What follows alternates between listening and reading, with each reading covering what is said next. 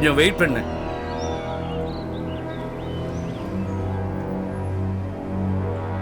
என்னடா சிதம்பரம், இவ்வளவு தூரம் வந்துட்டு இங்கேயே நின்னா எப்படி? பாரு, உன்னுடைய மாப்பிள்ள உன்னை வரவேற்கிறதுக்காக வாசல்ல உட்காந்து படிச்சுக்கிட்டு இருக்கான். வா போகலாம், வா.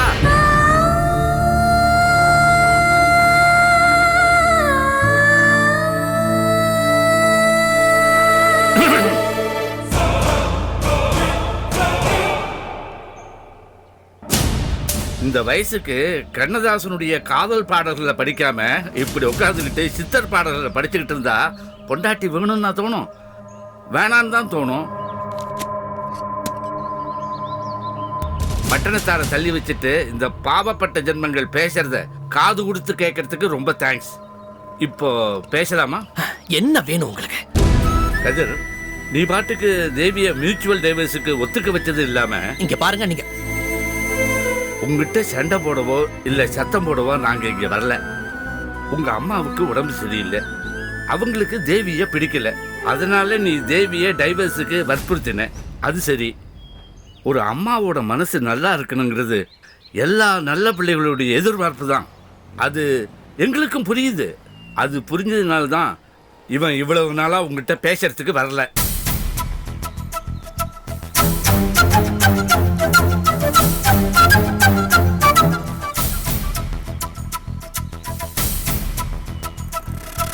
கதிர், இப்பதான் உங்க அம்மாவுக்கு ஆபரேஷன் முடிஞ்சு ஆண்டவன் புண்ணியத்துல அவங்க எந்த பிரச்சனையும் இல்லாம மீண்டு வந்துட்டாங்க.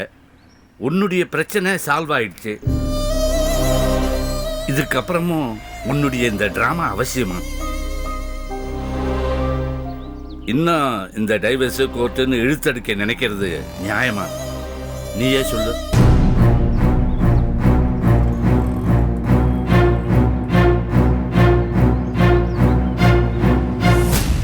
நான் டைவர்ஸ் கேட்டது டிராமான்னு யார் சொன்னது?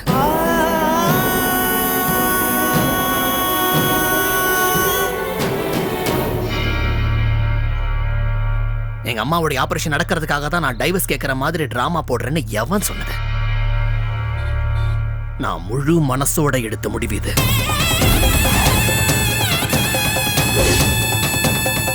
என் அம்மாவுக்கு மட்டும் நான் பிள்ளை இல்லை, என் அப்பாவுக்கும் நான் தான் மகன். எரியுதியா? எரியுது. ஈவி இறக்கம் இல்லாம எங்க அப்பாவை துள்ள துடிக்க கொலை பண்ண கொலைகாரன் எந்த விதமான தண்டனை அனுபவிக்காம சுதந்திரமா இன்னும் சுத்திட்டு இருக்கான்னு நினைக்கிற ஒவ்வொரு நிமிஷமும் எனக்குள்ள நெருப்பு எரிஞ்சிட்டு இருக்குது. ஆனா அவன் எரிஞ்சிட்டு இருக்குது. இந்த கொலைகார குடும்பத்தோட எந்த விதமான ஒட்டு வேண்டாம், உறவு வேண்டாம்னு நானா எடுத்த முடிவுதான் இது. உனக்கு எத்தனை தடவைப்பா சொல்றது? உங்க அப்பா கொலை பண்ணது நான் இல்லப்பா. ஓ அப்படியா? அப்ப எங்க அப்பா அருவாளை எடுத்துக்கிட்டு தன்னைத்தானே வெட்டிக்கிட்டு செத்து போனாரா? என்ன நெஞ்செழுத்து இருந்தா என் முன்னாடி வந்து இப்படி போய் சொல்லுவீங்க? ஏய் கதிர், ஒருத்தர் மேல அபாண்டமா குற்றம் சொல்றது ஈஸி, ஆனா ப்ரூவ் பண்றது ரொம்ப கஷ்டம். நிரூபிக்க முடியலங்கிற ஒரே காரணத்தால தான் நீ இன்னும் சுதந்திரமா சுத்திட்டு இருக்க. என்ன கொல்லாதப்பா கதிர். நான் பண்ண ஒரே தப்பு, பத்ரி பேச்ச கேட்டுக்கிட்டு நீயும் பாரதியும் காதலிச்சிங்களே. அப்போ நீ சினிமா ப்ரொடியூஸ் பண்ணணும்னு ஆசைப்பட்டே இல்ல? அப்போ உனக்கு உதவி செய்யறதா சொல்லி உன்னை வேலை பேசினதுதான். அது கூட நீ மனமாற காதலிச்சு அந்த பாரதியோட நன்மைக்காகத்தான்ப்பா. பாரதி அவ்வளவு நல்ல பொண்ணா இருக்கிறாளே, அவ கல்யாணம் பண்ணிக்க விரும்புற அந்த கதிர் நல்லவனா கெட்டவனா டெஸ்ட் பண்றதுக்காகத்தான்ப்பா. அதுக்கு கூட நான் காரணம் இல்லப்பா, இந்த முட்டா பைய சொன்னாங்கிறதுக்காக. இவ சொன்னபடி நான் பேச ஒத்துக்கிட்டேன் பாரு, அதான் நான் பண்ண ஒரே தப்பு. எது தப்பு எது சரின்னு முடிவு பண்றது நம்ம பாக்குற பார்வையில இருக்கு கதிரு. ஆராய்ஞ்சு பார்க்கணும். இந்த தப்ப இவன் செய்திருப்பானாங்கிற ஒரு நம்பிக்கை வேணும். அன்னைக்கு ஒரு நாள் நானும் பத்ரி ஆபீஸ் போற வழியில நீ பட்டு வேட்டி சட்டையோட நின்னுகிட்டு இருந்த. உன்னை பார்த்து நாங்க கேஷுவலா என்னப்பா மாப்பிள்ள மாதிரி நிக்கிறிய, உனக்கு கல்யாணமானு கேட்டோம். அப்ப நீ என்ன பதில் சொன்ன நினைவு இருக்குதா? ஏய் கதிர் சார், எப்படி பாருக்க? சார் சார் நீங்க நீங்க எங்க சார்? இங்க என்னப்பா ஜம்முன்னு ஏதோ கல்யாண மாப்பிள்ள மாதிரி பட்டு வேட்டி சட்டையோட நிக்கிற? நீ பதில் சொல்ல முடியாம தயங்கி நின்னு நான் மறுபடியும் கேட்டேன், சொல்லுப்பா என்ன மாப்பிள்ள மாதிரி நிக்கிறிய, உனக்கு என்ன கல்யாணம்? எங்களுக்கு தெரியாம தான் கல்யாணம் பண்ணிக்க போறியா? இல்ல சார், நான் கல்யாணம் பண்ணிக்கல. அது வந்து என்னுடைய என்னுடைய என்னுடைய ஃப்ரெண்டு ஒருத்தனுக்கு கல்யாணம். அதுக்கு தான் நான் போயிட்டு இருக்கேன். அதுக்கு வாய் கூசாமினி, எனக்கு கல்யாணம் இல்ல சார், என் ஃப்ரெண்டுக்கு கல்யாணம். அதுக்கு போறதுக்காக தான் நிக்கிறேன்னு சொன்னேன். அடுத்த 1 மணி நேரத்துல என் பொண்ணைய ரெஜிஸ்டர் மேரேஜ் பண்ணிக்கிட்டு என் வீட்டு வாசலையே மாலையும் கழுத்துமா வந்து நின்னு. அப்ப எனக்கு எப்படி இருந்திருக்கும் கொஞ்சமா யோசிச்சு பாத்தியா? என்னப்பா இப்படி பண்ணிட்டு இருக்கதுக்கு? சார் என்ன நம்புங்க சார், தேவி உங்க பொண்ணுன்னு எனக்கு சத்தியமா தெரியாது சார்னு சொன்னேன். அப்போ நீ சொன்னது போய் நான் நினைச்சேனா? நீ சொன்னது சத்தியமாக்க நம்பினேன்ல. நியாயமா பார்த்தா சாதாரணமா எல்லா அப்பனும் கேட்க வேண்டிய கேள்வி நான் கேட்டிருக்கணும். என்னப்பா கதை விடுற? அப்பம் பேரு தெரியாதுலையா கட்டிட்டு வந்தேன்னு கேட்டிருக்கணும். கேட்டனா? அதெல்லாம் விடு. ரெஜிஸ்டர் பண்ணிட்டு வந்தேன்னு சொன்னியே, ரெஜிஸ்டர் ஆபீஸ் டாக்குமெண்ட்ல அப்பம் பேர் எழுதிருக்குமே, அதை கூட பார்க்கலன்னு கேட்டிருக்கணும். கேட்டனா கதிரு? கேட்கல இல்ல. ஏன் கேட்கல? உண்மையில வச்சு அவ்வளவு நம்பிக்கைப்பா, அவ்வளவு நம்பிக்கை. கதிர் நல்ல பையன், அது எனக்கு நல்லாவே தெரியும். அவன் ஒரு நாள் அந்த மாதிரி தப்ப பண்ண மாட்டான், என்கிட்ட போய் சொல்ல மாட்டான் நான் நம்பினேன். அந்த நம்பிக்கை நீ என்கிட்ட காமிச்சியா? என்ன பாரு, அந்த நம்பிக்கை நீ என்கிட்ட காமிச்சியா? சிதம்பரம் ஒரு நாள் இந்த மாதிரி அல்பத்தனமான காரியத்தை பண்ண மாட்டான், நீ என்கிட்ட அந்த நம்பிக்கையை காமிச்சியா? யாருப்பா பாத்தீங்க? நான் உங்க அப்பா கொண்டது யார் பாத்தீங்க? வெட்டி சாட்சியர் யார் பாத்தீங்க? ஒண்ணுமே பார்க்காம நான் தான் கொலைகாரன் தீர்மானிச்சுட்டேன் இல்ல? அப்படி தீர்மானிச்சு நீ என் வாழ்க்கையை மட்டும் நாசமாக்கல, என் பொண்ணோட வாழ்க்கையை சீரழிச்சிருக்கிற. நீ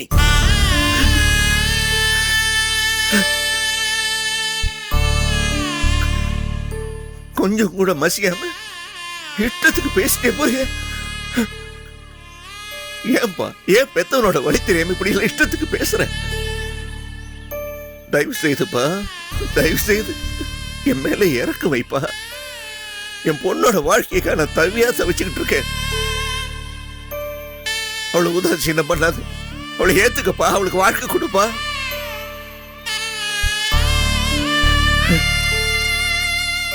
கதிரு, எப்பவுமே நாம இப்படி இருந்துட மாட்டோம்பா.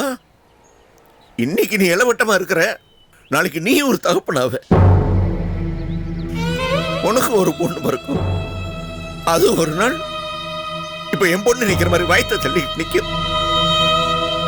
அன்னைக்கு உன் பொண்ணுக்கு ஒரு பிரச்சனை வந்துச்சு, அப்ப தெரியும்பா பெத்தவ மனசு பண்ற பாடு.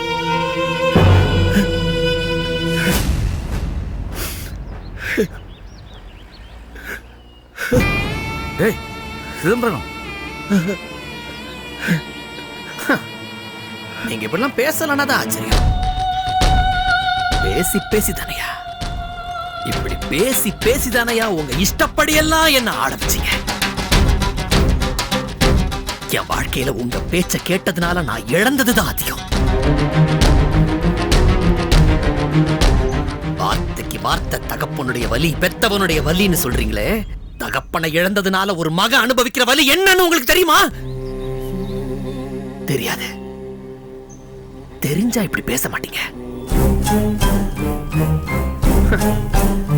ஆனா உங்களுக்கு என்ன, எப்பவும் போல நல்லா தான் பேசுறீங்க. ஆனா நான் இதை நம்ப மாட்டேன். இனி என் வாழ்க்கையில எந்த ஒரு சந்தர்ப்பத்தில் நீங்க சொல்ற எதையும் நான் நம்ப மாட்டேன். கதிர், என்னப்பா அது? ஒரு பதில சொல்லாம நீ பாட்டுக்கு உள்ள போற. பதில் வேணுமா? நந்தவனத்தில் ஓர் ஆண்டி, அவன் 4-6 மாதமாய் குயவனை வேண்டி கொண்டு வந்தான் ஒரு தோண்டி, அதை கூத்தாடி கூத்தாடி போட்டுடைத்தாண்டி. இதான் உங்க கேள்விக்கு பதில். உங்க ஃப்ரெண்டுக்கு புரியலனா விளக்கி சொல்லுங்க. உடைஞ்சது பிளாஸ்டிக் குடம் இல்ல, பத்த வச்சு ஒட்டிக்கிறதுக்கு மண் குடம். உடைஞ்சதுதான். இனி எந்த காலகட்டத்திலும் அது ஒட்டாது. போங்கயா. ஏய் கொஞ்சம் நில்லுப்பா, என் பொண்ணோட வாழ்க்கை அவ்வளவுதானா? அவ்வளவுதான், போயா வெளியில.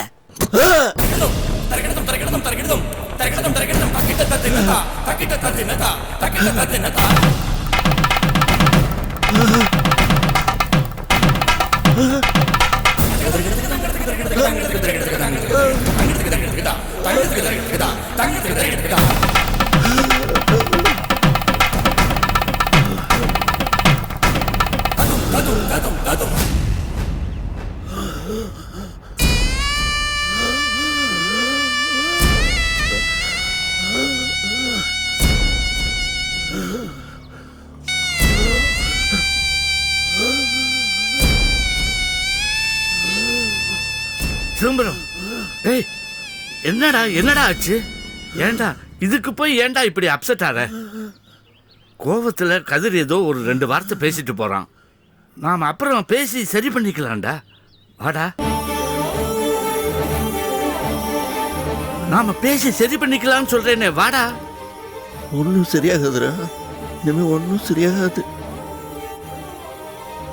இனிமே அவ்வளவுதான். அவன் சொல்லிட்டான்ல, இனிமே சரியாகாது.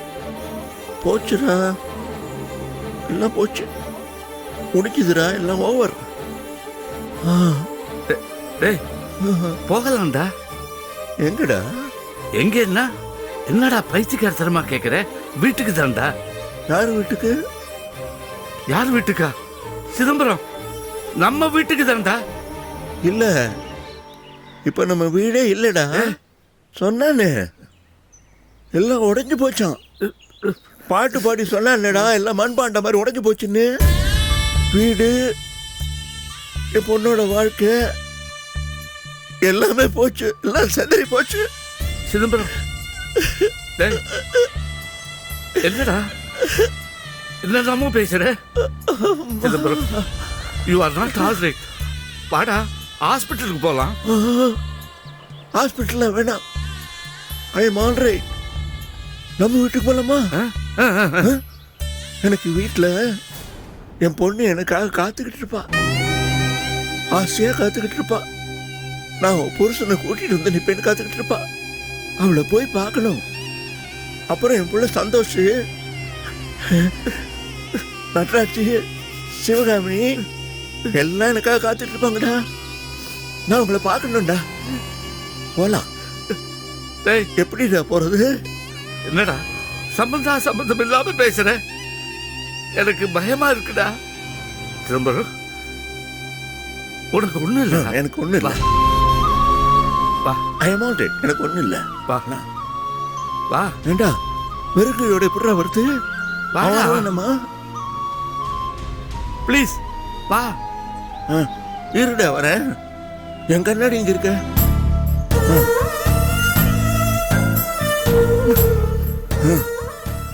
I am all right. என்னை விடு. I am all right. All right. அவன் சும்மா சொல்றான்டா, நான் அந்த கொலையெல்லாம் பண்ணலடா, நான் பண்ணல. சும்மா சொல்றான், நான் பண்ணவே இல்லை, நான் பண்ணல. சொல்றான் அவன், நான் பண்ணவே இல்லை, நான் பண்ணல சொன்னான். நான் பண்ணல. டேய், ஒன்னும் கவலைப்படாதடா. Don't worry. நம்ப மாட்டேங்கிறேன்டா. சொல்ல, அவன் சொல்றதே சொல்லிட்டு இருக்கான்டா.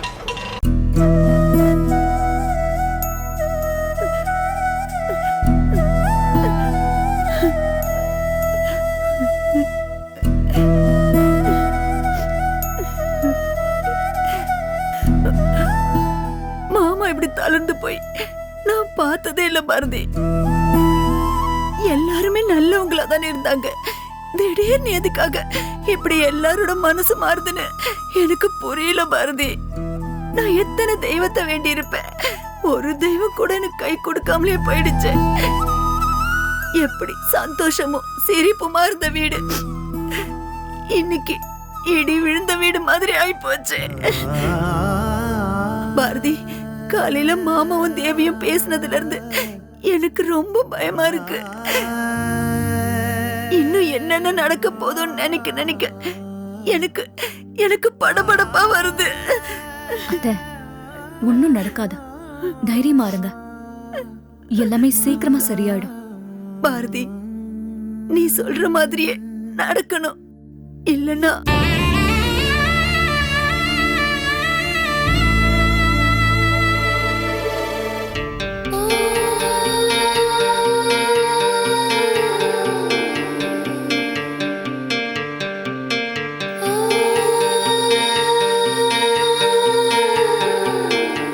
சிதம்பரம்,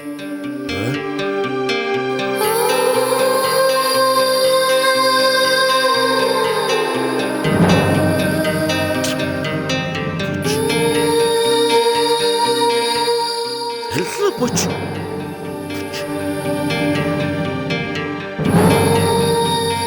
எல்லாம் finished. தூக்கல போச்சு.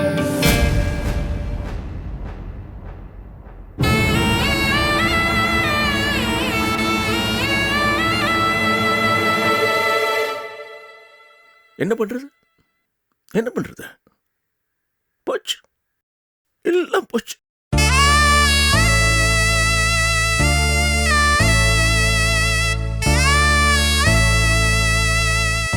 எல்லாமே போச்சு, மாமா போச்சு, எல்லாம் போச்சு. மாமா என்னாச்சு? அப்பல இருந்து ஒரு மாதிரியா தாமா இருக்கான். ஹாஸ்பிட்டலுக்கு கூப்பிட்டா வரமாட்டேங்கிறான். என்னெல்லாம் நினைச்சேன். கதவை நல்லா ஓங்கி அரைஞ்சு சாத்திட்டு போயிட்டாமா. இனிமே ஒட்டவே ஒட்டாதான், அவ்வளவுதானா, தீர்ந்துதான். மேல பேச்சுக்கே இடம் இல்லைங்கிறான். அத்தை, கதிரை பார்த்துட்டு வரோம்மா.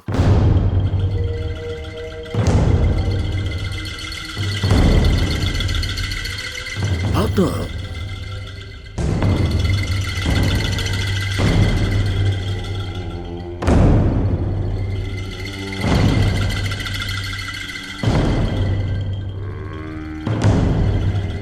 பாரதி, அவன் அம்மா ஒரு பொண்ணு, தெய்வம் ஒரு பொண்ணு. நீ ஒரு பொண்ணா சொல்லுமா? ஒரு பொண்ணு சந்தோஷம் பண்ணுங்கிறதுக்காக இன்னொரு பொண்ணு வாழ்க்கையை நாசமாக்கலாமா? தப்பு இல்லையம்மா அது.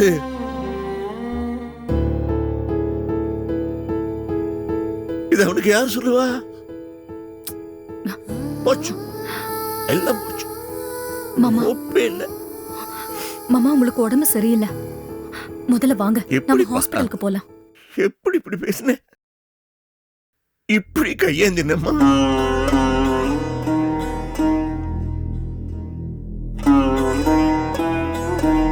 பிச்சைக்கார மாதிரி கையேந்தி என் பொண்ணு வாழ்க்கையை காப்பாத்துப்பான்னு கேட்டேன்.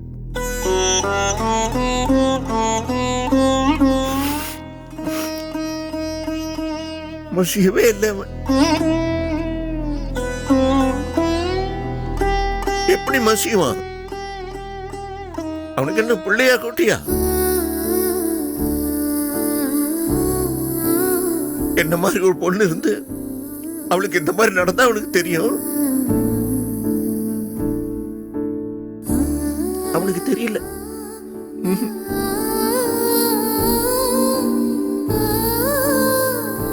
தேவி மாதிரி அவனுக்கு ஒரு கர்ப்பிணி பொண்ணு இருந்து அந்த நிலையில அந்த பொண்ணுக்கு அவ வாழ்க்கை இந்த மாதிரி கேள்விக்குறியா இருந்தா நான் சொல்றது அவனுக்கு புரியும்.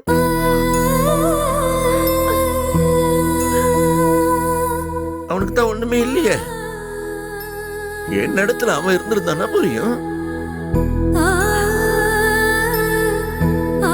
உனக்கு தர்மம் நியாயம் ஒண்ணுமே புரியலமா. இப்போ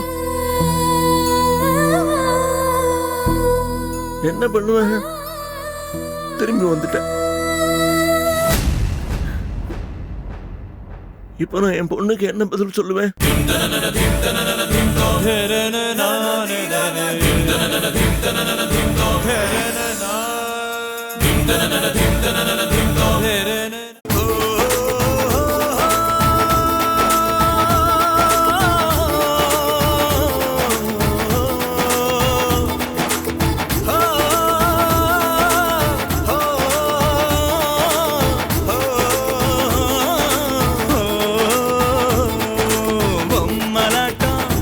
எல்லாம் பொம்மலாட்டம் பொம்மலாட்டம்.